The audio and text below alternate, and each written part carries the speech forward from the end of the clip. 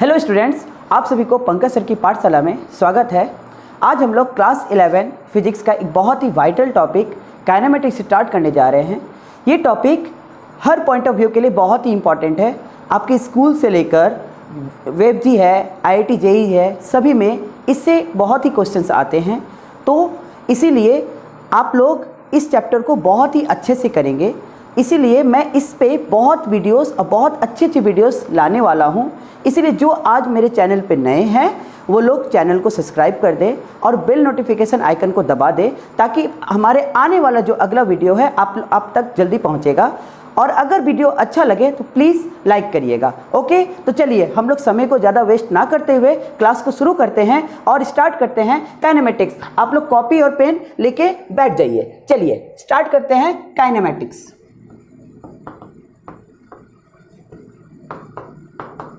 आप लोग मैं एकदम बेसिक से सिखाऊंगा आपको काइनेमेटिक्स।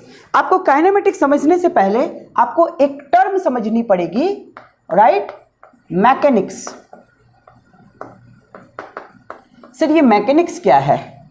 तो आप लोग कॉपी पेन में लिखेंगे, ठीक है? मैं शॉर्ट में बहुत अच्छा से लिखा दे रहा हूं। The branch of science, the branch of physics बोलेंगे, दैट deals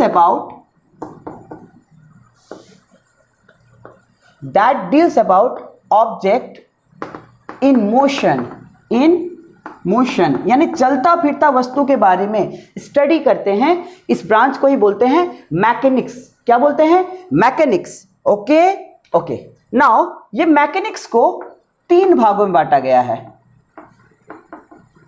मैकेनिक्स को 3 भागों में बांटा गया है, राइट बच्चों? पहला है स्टैटिक्स, दूसरा है काइनेमैटिक्स, तीसरा है डायनामिक्स। ओके बच्चों, नाउ सी हियर स्टैटिक्स किसकी ब्रांच है? तो बोलेंगे it is branch of physics, A branch of mechanics. ये ब्रांच ऑफ मैकेनिक्स है that deals about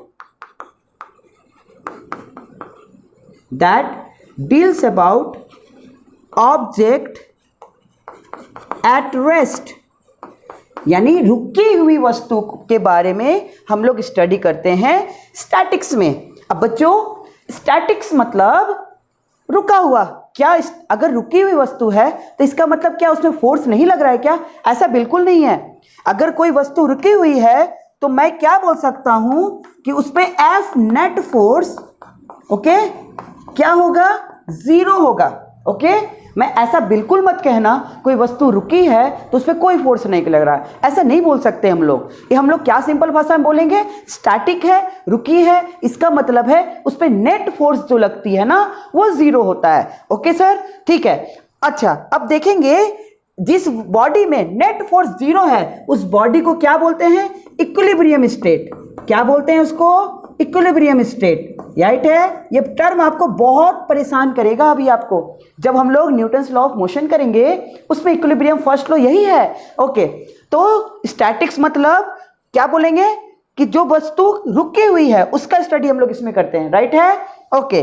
अच्छा, रुकी वस्तु का मतलब उस पर नेट फोर्स जो है ना लगेगा वो 0 होगा, मतलब बैलेंस्ड होगा। अगर फोर्स बैलेंस्ड होगा यानी उस कंडीशन को क्या बोलेंगे? इक्विलिब्रियम स्टेट बोलेंगे। Is it clear? ओके, ठीक है। नाउ अब हम लोग सीखते हैं काइनेमैटिक्स। सर ये काइनेमैटिक्स क्या है? तो काइनेमैटिक्स क्या है? Branch of mechanics that deals about object in motion without taking account its cause. Okay, cause का मतलब है मान लो कोई बॉडी चल रहा है तो इसमें बस बॉडी चल रहा है, मेरे को ये नहीं मतलब है वो कैसे चल रहा है, कौन चलाया, चलते हुए इसमें क्या क्या उसमें प्रॉब्लम आ रही है, क्या हो रहा है, ये सब मतलब नहीं है। हम लोग काइनेमेटिक्स में बस बॉडी के जो मतलब बॉडी के मोशन के बारे में स्टडी करते हैं। इज इट क्लियर और not? Yes, okay. Now sir ये डायनेमिक्स क्या है? डायनेमिक्स क्या है? यहां भी हम लोग बॉडी के मोशन के बारे में स्टडी करते हैं, बट इसमें इसके कॉज, इसके कॉज के बारे में स्टडी करते हैं। ओके, चलिए एक बात मैं यहां पे बताना भूल गया, मैं बताता हूं। ये जो काइनेमैटिक्स है ना, ये काइनेमा एक ग्रीक वर्ड है, वहां से लिया गया। काइनेमा का मतलब है, ये ग्रीक वर्ड है। ओके, ग्रीक वर्ड है। ओके, काइनेमा का मतलब होता है मोशन। काइनेमा का मतलब क्या होता है? मोशन, यानी इसमें मोशन के बारे में स्टडी करते हैं। ठीक है, ओके। नाउ अब आप लोग देखेंगे डायनेमिक्स। डायनेमिक्स क्या है? ये ब्रांच ऑफ मैकेनिक्स है that deals about object in motion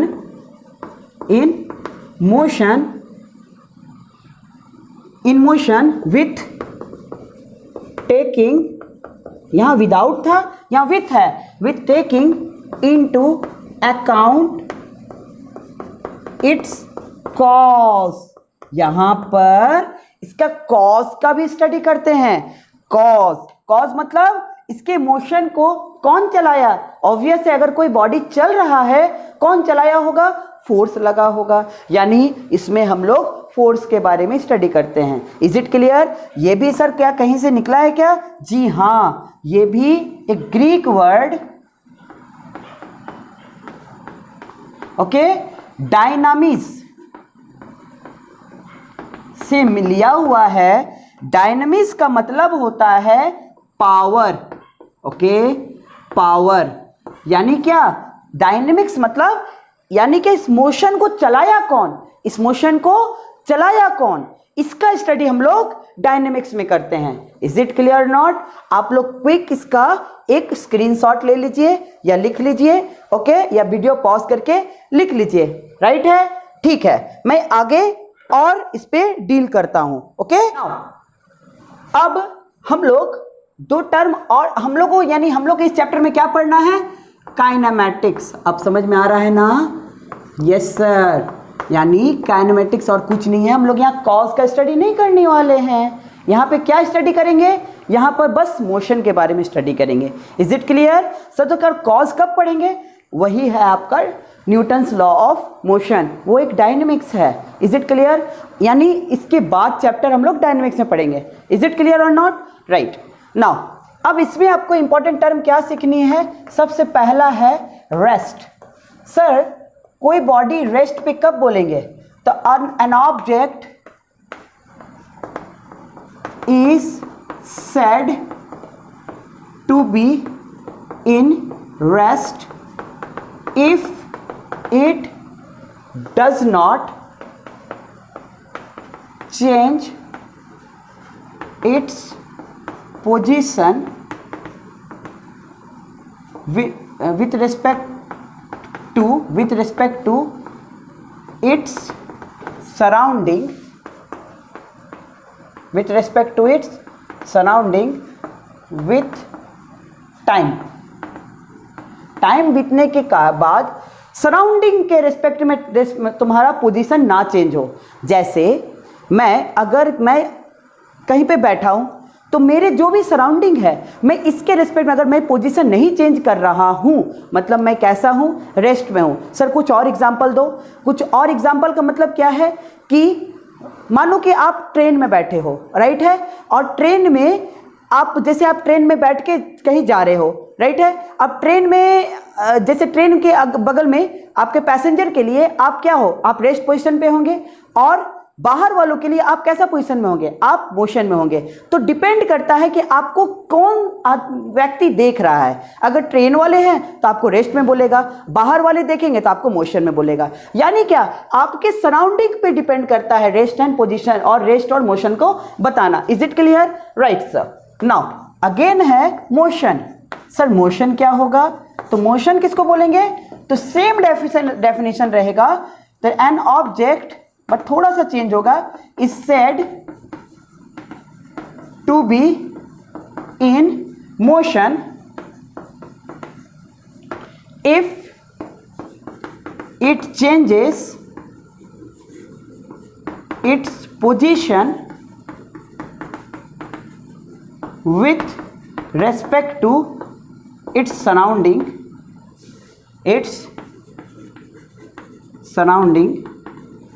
with respect to its surrounding with time.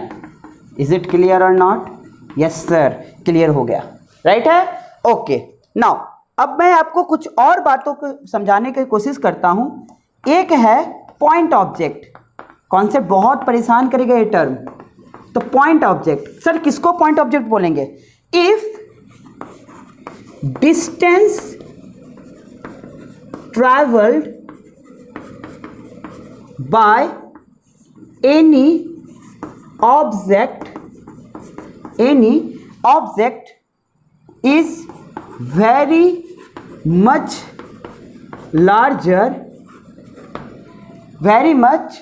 larger than its dimension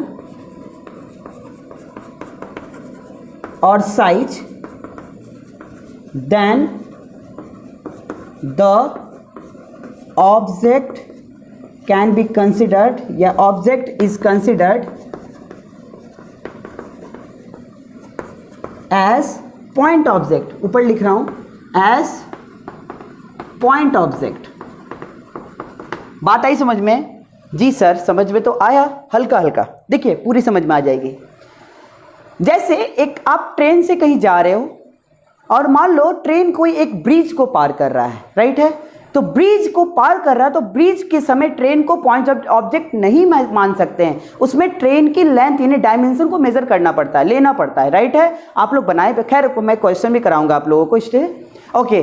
but मान लो ट्रेन यहाँ से, मान लो कहीं से आपसे बहुत दूर, मान लो 1000 किलोमीटर दूरी जा रही है, दिल्ली जा रही, कहीं भी जा रही है, अब आप लोग कहीं के भी होंगे, आपसे बहुत दूर जा रहा है, तो आप जब उस मैक्सिमम डिस्टेंस को मेजर करेंगे, मतलब आप ट्रेन को बोलेंगे, तो आप उसमें ट्रेन को कैसा मानेंगे? पॉइंट ऑब्जेक्ट के रूप में मानेंगे, क्योंकि उस समय उसके डिस्टेंस ट्रेवल के कंपेरिजन में उसकी साइज नेग्लिजिबल है, राइट है?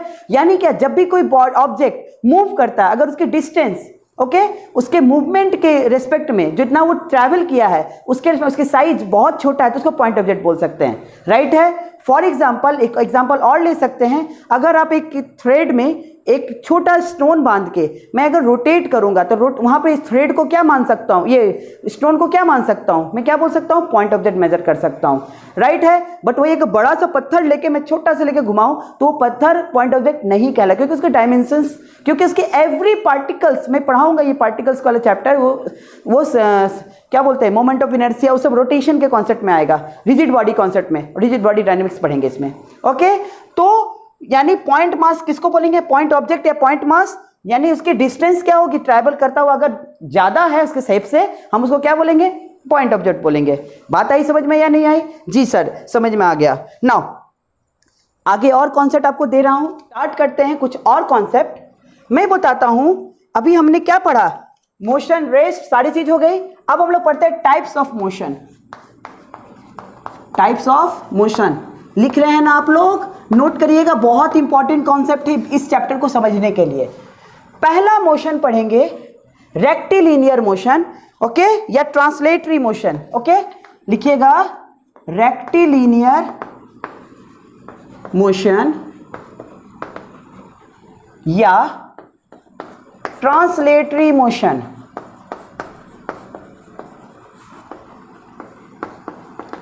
सर और क्यों लिखे हैं? देखो ये दोनों जो है ना स्ट्रेट लाइन मोशन है,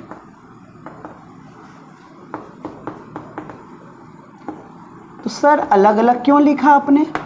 देखो बाबू, देखो रेक्टिलिनियर में इसमें पॉइंट ऑब्जेक्ट आती है, यानी जब point object straight line motion सफर करेगा तो उसके मोशन को क्या बोलेंगे?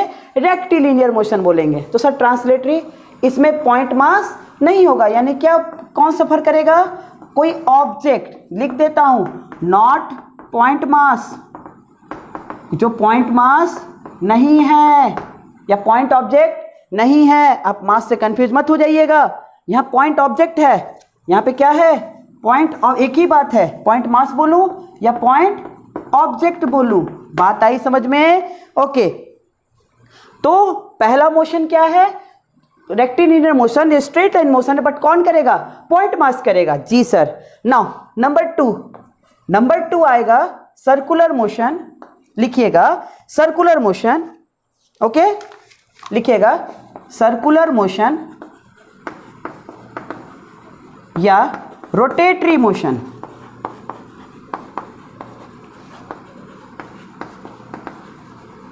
सर्कुलर मोशन या रोटेटरी मोशन देखेंगे। देखिए ये क्या है, ये ठीक है, ये सर्कुलर मोशन कौन करेगा, जब अगर पॉइंट ऑब्जेक्ट, मतलब जो सर्कुलर पाथ में चलेगा, तो पॉइंट ऑब्जेक्ट चलेगा तो उसको क्या बोलेंगे, सर्कुलर मोशन। और जब क्या करेगा, जब कोई ऑब्जेक्ट सर्कुलर पाथ में चलेगा तो उसको क्या बोलेंगे, कौन सा मोशन, रोटेटरी मोशन बोलेंगे। Okay, now next number 3, oscillatory motion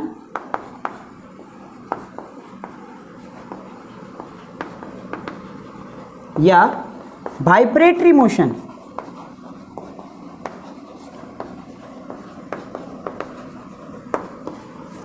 देखो ये दोनों motion to and fro motion है। सर ये क्या होता है, देखो आगे पीछे आगे पीछे आगे पीछे आगे पीछे, इस टाइप के मोशन को क्या बोलते हैं, ऑसिलेटरी या वाइब्रेटरी, मतलब पीरियोडिक मोशंस बोल सकते हैं। Is it clear, same path को फॉलो करेगा।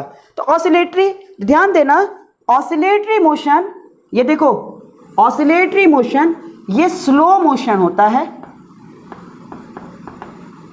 ओके, और इसमें एम्पलीट्यूड, सर एम्पलीट्यूड क्या होता है बताता हूं, एम्पलीट्यूड लार्ज होता है।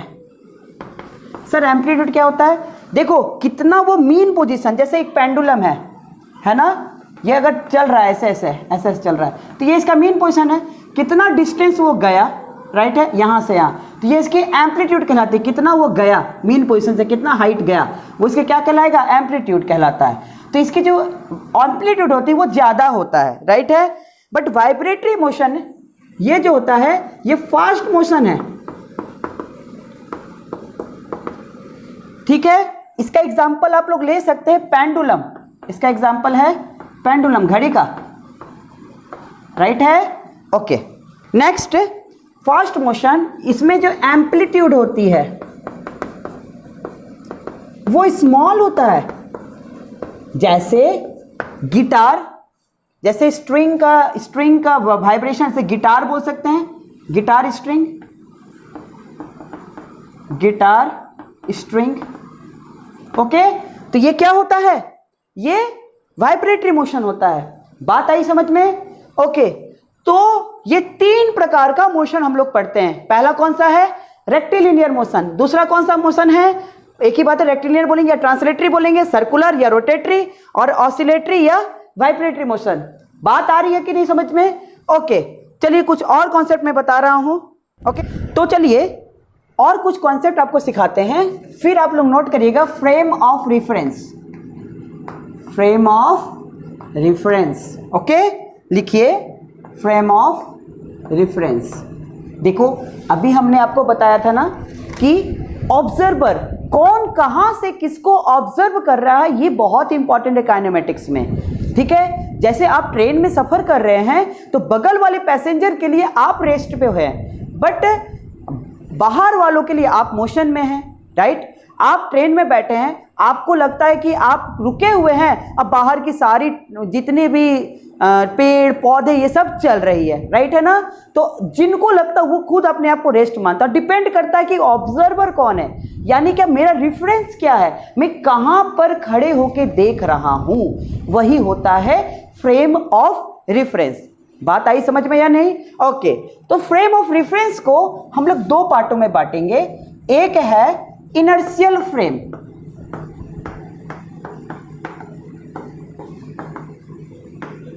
ओके। इनर्शियल फ्रेम मतलब जिस बॉडी का जिस पे ऑब्जर्वर खड़ा है उसकी वेलोसिटी या तो कांस्टेंट होगा, वेलोसिटी क्या होगा, कांस्टेंट होगा, या वो रेस्ट पे होगा, वो जो क्या होगा, रेस्ट पे होगा। Is it clear? जी सर। अच्छा, इस फ्रेम में न्यूटन्स लॉ इज वैलिड, यहां पर न्यूटन्स लॉ वैलिड है। आप आराम से बेधड़क जितने न्यूटन्स लॉ पढ़े हैं आप लगा सकते हैं, पढ़ाऊंगा ये सब कॉन्सेप्ट। नेक्स्ट, अगर मैं बोलूं दूसरा non inertial frame, non inertial frame, किस फ्रेम को नॉन इनर्शियल बोलेंगे? जिसकी वेलोसिटी, जिस फ्रेम की वेलोसिटी कांस्टेंट नहीं है। अगर वेलोसिटी कांस्टेंट नहीं है मतलब वो कैसा है, एक्सीलरेटेड है, एक्सीलरेटेड फ्रेम है, राइट है, यानी उसमें एक्सीलरेशन है। ऐसे फ्रेम में हम लोग क्या नहीं लगा सकते हैं, we can not apply, we can not apply Newton's law, इस पे न्यूटन्स लॉ नहीं लगा सकते।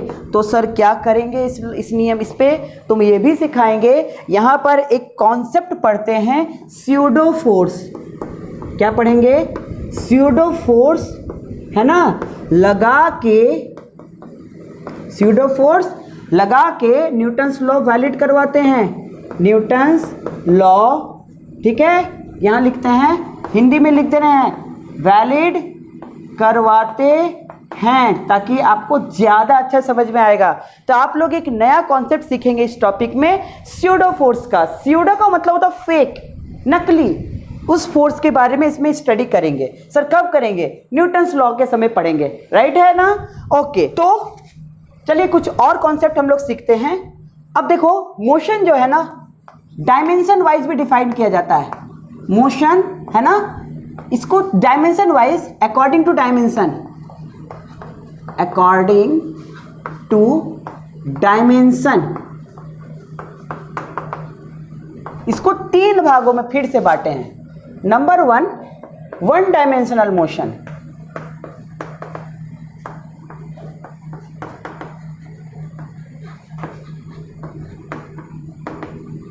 Number 1 one dimensional motion.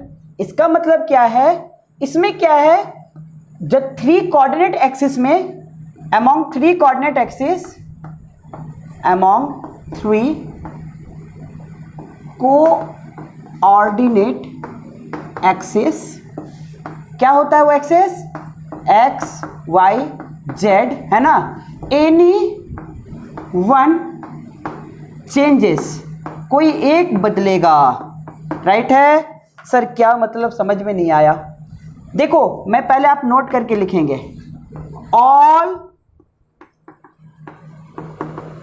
straight line motion is considered as one dimensional motion।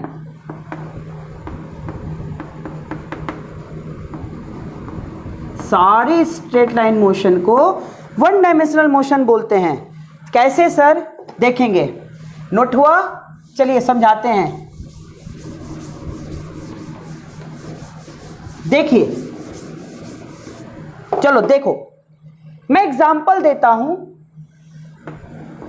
आप लोग ये बताएं, ये x है और ये y है, एक्स वाई प्लेन में है, मैं एज्यूम करा, राइट है, देखो मैं ऐसा एक एज्यूम करा, ठीक। अब एक बंदा बोलेगा कि सर आप तो स्ट्रेट लाइन मोशन बनाए, बहुत अच्छी बात है, बट सर हम लोग जब भी बनाते हैं, राइट, तो इसमें देखो एक x भी आया और एक y भी आया। जी सर बिल्कुल सही बात है। तो सर आपने कैसे कह दिया स्ट्रेट लाइन मोशन हमेशा एक क्या होगा, एक वन डायमेंशन मोशन है। देखो बाबू, आप लोग एक बात समझना, देखो पहले एक बात बताना है, कौन कहा कि एक्स एक्सिस हमेशा इधर ही लेना है? कहाँ, कहीं पे लिखा है क्या? कहीं नहीं लिखा हुआ है कि हमेशा एक्स ऐसा ही लेना है, राइट है। मैं एक्स एक्सिस को जिसे मानूंगा, मुझे ये पता है कि मैं जिस लाइन को एक्स एक्सिस मानूंगा ठीक उसके परपेंडिकुलर वाई एक्सिस होगा और इसके परपेंडिकुलर जेड एक्सिस होगा, यही होगा ना। ओके, तो ऐसा कौन बोल दिया कि यही एक्स होगा? देखो आप, मैं क्या करता हूं, मैं इसी को ही एक्स एक्सिस मान लेता हूं, राइट है। मैं इसी को क्या मान लेता हूं, मानने से तो रहा, तो हमारा y क्या हो जाएगा, ये हो जाएगा y। अब आप बताओ क्या 1 डायमेंशन है कि 2 डायमेंशन रहा? अरे सर ये तो 1 डायमेंशन बन गया, देखो सिर्फ x वैलिड हो रहा है, राइट है ना। ओके, यानी क्या, देखो मैं आपको सिंपल एग्जांपल देके भी समझा सकता था। जैसे देखो कोई बंदा बच के कैसे निकलेगा, बोलेगा देखो बाबू स्ट्रेट लाइन मोशन है, एक देखो सिर्फ इसमें एक्स वैरी हो रहा है, वाई नहीं वैरी हो रहा है ना। कैसा मोशन, 1 डायमेंशन मोशन। बट ये बताना जरूरी नहीं, ये बताना बहुत इंपॉर्टेंट है कि सर अगर ऐसा मोशन से एक्स हो, ये भी तो स्ट्रेट लाइन मोशन है, तो ये सर 1 डायमेंशन कैसे हो गया? तो आप लोग बताएंगे 1 डायमेंशन इसलिए हुआ कि हम लोग जिस मोशन जिधर मूवमेंट करता है ना, उसी को कोई रेफरेंस मान लेंगे, उसी को कोई एक्सिस मान लेंगे। अब वो मान लेंगे तो उसका परपेंडिकुलर वाई बन जाएगा। तो उसके लिए अब बताओ ये 1 डायमेंशन रहा या 2 डायमेंशन रहा? तो आप बोलेंगे सर ये 1 डायमेंशन अब रहा, क्योंकि सिर्फ x वैरी हो रहा है, y वैरी नहीं हो रहा है। यानी स्ट्रेट लाइन मोशन को हम लोग 1 डायमेंशन क्यों बोलते हैं? क्योंकि हम उसको रेफरेंस कोई भी एक्सिस को मानकर उसको 1 डायमेंशन बना सकते हैं। इज इट क्लियर और नॉट? जी सर, समझ में आ गया। ओके, नाउ अब आपको नेक्स्ट कॉन्सेप्ट सिखा रहे हैं, यानी स्ट्रेट लाइन मोशन कैसा मोशन? 1 dimension motion. जी सर, दूसरा मोशन है 2 डायमेंशन मोशन।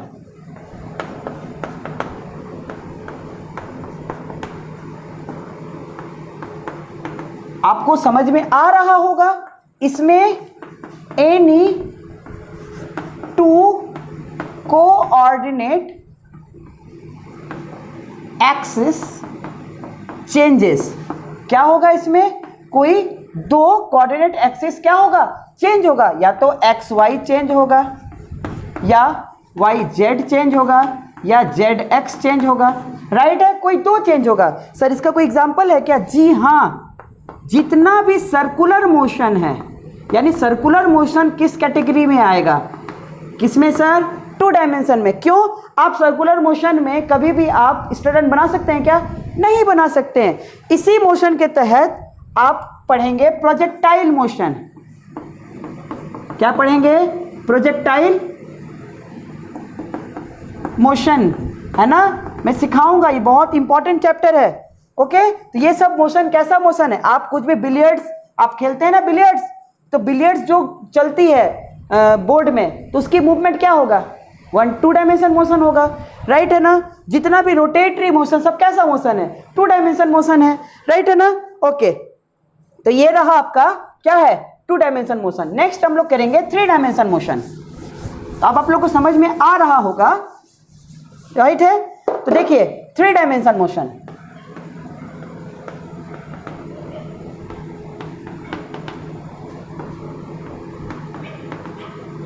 तो 3 डायमेंशन मोशन क्या होता है? All the 3 coordinate axis changes. यहां क्या होगा? सारे के सारे 3 एक्सिस चेंज होगा। Is it clear? सर कोई एग्जांपल? यस, जैसे एरोप्लेन फ्लाई है ना, flying of aeroplane, flying of kite, aeroplane,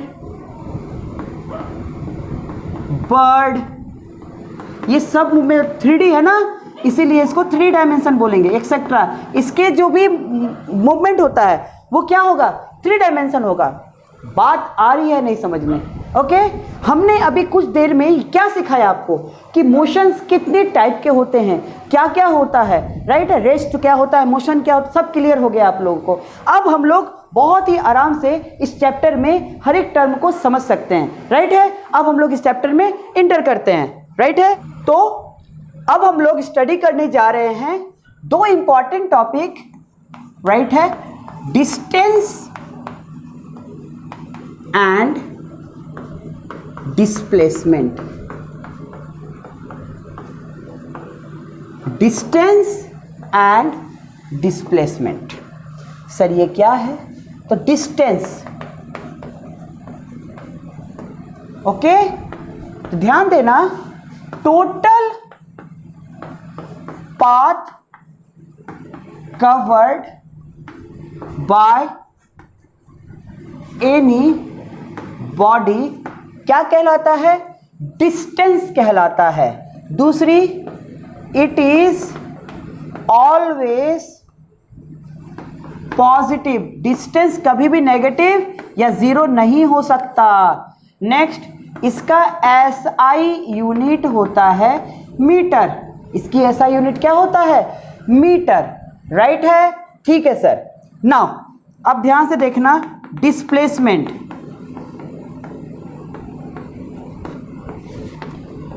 the shortest distance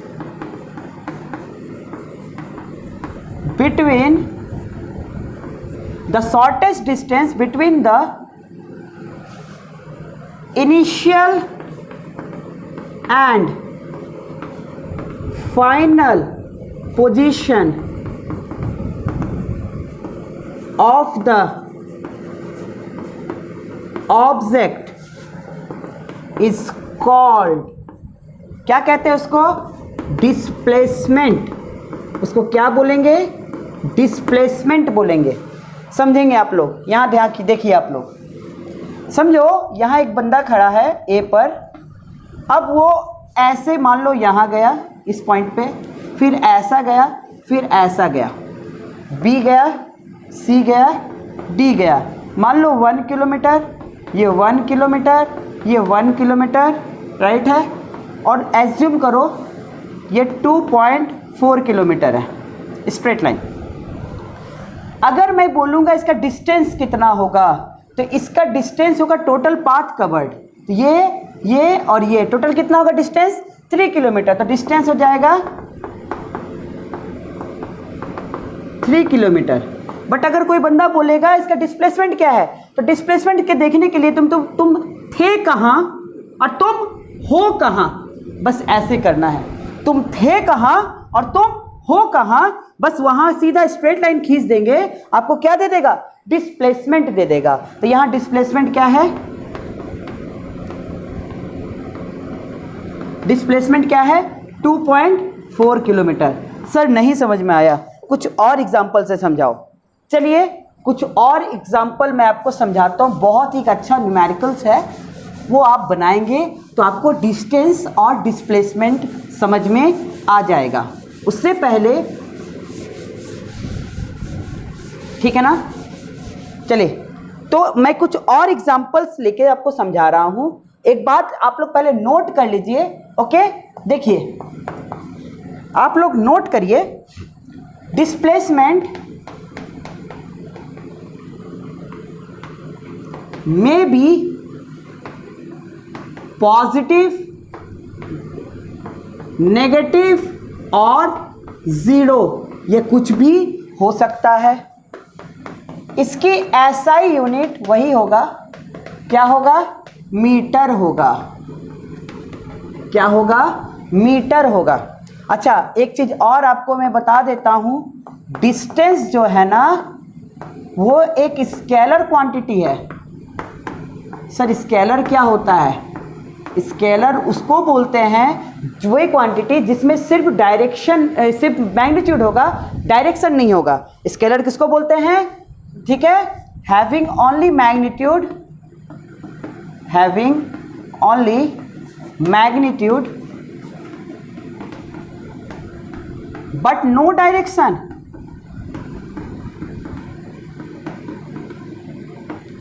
but displacement एक वेक्टर क्वांटिटी है। सर ये वेक्टर क्या है?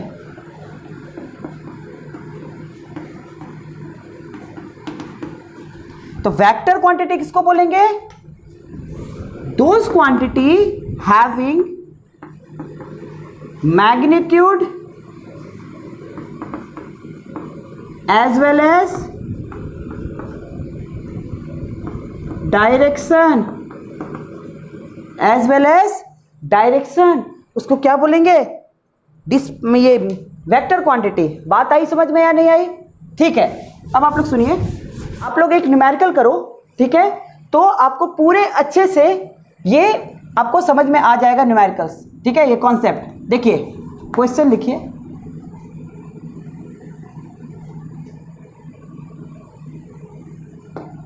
एक सर्कल है, ठीक से सर्कल बना देता हूं,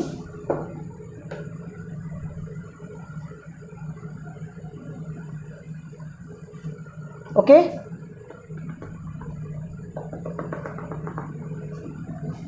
एक ऑब्जेक्ट है, इस प्रकार से सर्कुलर पाथ में चल रहा है, ए बी सी और डी। इस सर्कुलर पाथ का रेडियस आर है, क्वेश्चन है पहला, फाइंड ओके डिस्टेंस एंड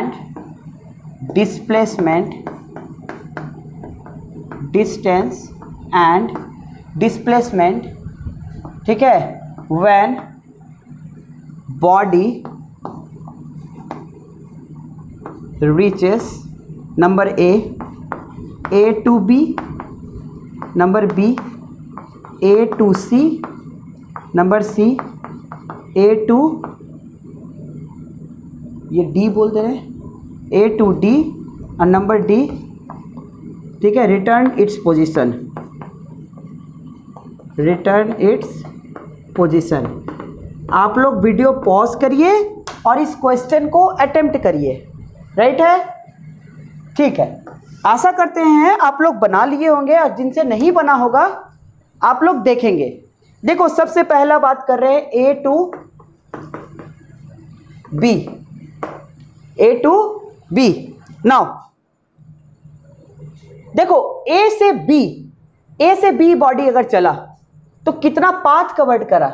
तुम बोलोगे सबसे पहला डिस्टेंस निकालते हैं, तो डिस्टेंस क्या होगा ए से बी? टोटल तो 2 पाई आर होता है, और 2 पाई आर टोटल है, और उसका 1/4 मतलब कितना हो जाएगा?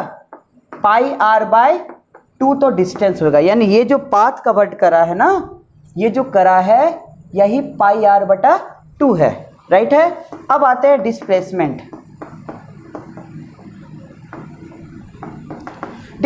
क्या होता है? शॉर्टेस्ट पाथ, कहाँ थे और कहाँ हो, इसके बीच का शॉर्टेस्ट, यही तो होगा। तो सर ये पाइथागोरस लगा दूं? जी सर बिल्कुल। तो ये पाइथागोरस तो क्या होगा? √r², और ये भी प्लस r², क्या हो जाएगा? √2r², क्या हो जाएगा? √2r। जी सर अब समझ में आया। अगर समझ में आया फिर वीडियो पॉज करिए और ए टू से निकालिए, ठीक है? ठीक है, तो चलो बना लिए होगे। देखो ए टू सी, अब ए टू सी क्या हुआ? बंदा ऐसे से पूरा यहां से यहां चला गया, तो डिस्टेंस क्या होगा? तुम बोलोगे सर पाई आर बाई 2, और पाई मतलब पाई आर हो जाएगा। जी सर हाफ सर्कल है। डिस्प्लेसमेंट, अरे सर रुको हम बताते हैं। डिस्प्लेसमेंट, सर डिस्प्लेसमेंट तो मुझे दिख रहा है, क्या? अरे सर ये यहाँ पर है, और कहाँ था यहाँ? सर ये सीधा होगा सर, R और R कितना होगा? 2R। अरे सर समझ में आ गया। नाउ अगर आ गया तो फिर वीडियो पॉज करिए और A to D को निकालिए, राइट है? चलिए तो बना लिए होगे A to D, third number A to D। देखेंगे अब आप लोग वापस यहाँ आ गया, बॉडी यहाँ आ गया, अब यहाँ से यहाँ आ गया। अब ये कितना पाथ, इतना पाथ कवर्ड करा, तो क्या हो जाएगा? डिस्टेंस हो जाएगा। देखो ये पाई आर बाई 2, ये पाई आर बाई 2, और ये पाई आर बाई 2, कितना? 3 पाई आर बाई 2। अरे सर समझ में आ गया। नाउ डिस्प्लेसमेंट क्या है? थे कहाँ और हो कहाँ थे, कहाँ यहाँ थे। सर हो कहाँ, यहाँ स्ट्रेट लाइन। अरे सर ये तो ऊपर जैसा ही हो गया, तो यहाँ भी यही होगा, यानी यहाँ भी होगा sir √2r। Okay, now next number 4। अब मैं A to A वापस अपनी जगह पे आ गया, है ना। ओके, नाउ अगर अपने जगह पे आ गया तो डिस्टेंस कितना हो जाएगा, डिस्टेंस हो जाएगा टोटल 2πr। और डिस्प्लेसमेंट, अरे भाई साहब वो जहाँ था और कहाँ आ गया, सर अपना ए पे ही था और ए पे ही आ गया, तो डिस्प्लेसमेंट, अरे सर वो 0 हो गया। बात आई या नहीं समझ में आई ना। ओके, तो आज का वीडियो में हम लोग बस ये बेसिक कॉन्सेप्ट्स करते हैं। अगले वीडियो में हम और इसके साथ इसके और भी एडवांस पार्ट, मतलब यहाँ से तो मैं तो आपको बेसिक सिखाया हूँ, अब मैं न्यूमेरिकल्स में एंटर करूँगा, यानी अब मैं वेलोसिटी, है ना, वेलोसिटी, स्पीड, इसके बारे में मैं वीडियोस आपके नेक्स्ट क्लास में लाऊंगा। ऊपर से और भी स्पेशल कॉन्सेप्ट है, जैसे आपको कुछ ग्राफिकल नॉलेज है वो दूंगा। तो अब जो कमिंग वीडियोस है आपको न्यूमेरिकल्स वीडियो मिलेगा, तो इसीलिए आप लोग वीडियो को सब्सक्राइब कर दें और बेल नोटिफिकेशन आइकन को दबा दें, ताकि मैं जब भी इसके बाद की वीडियो डालूं तो आपको पास जल्दी पहुंच जाए। और अगर वीडियो अच्छी लगी है तो लाइक ज़रूर दबाइएगा और नीचे कमेंट करिएगा। ओके, तब तक के लिए बाय।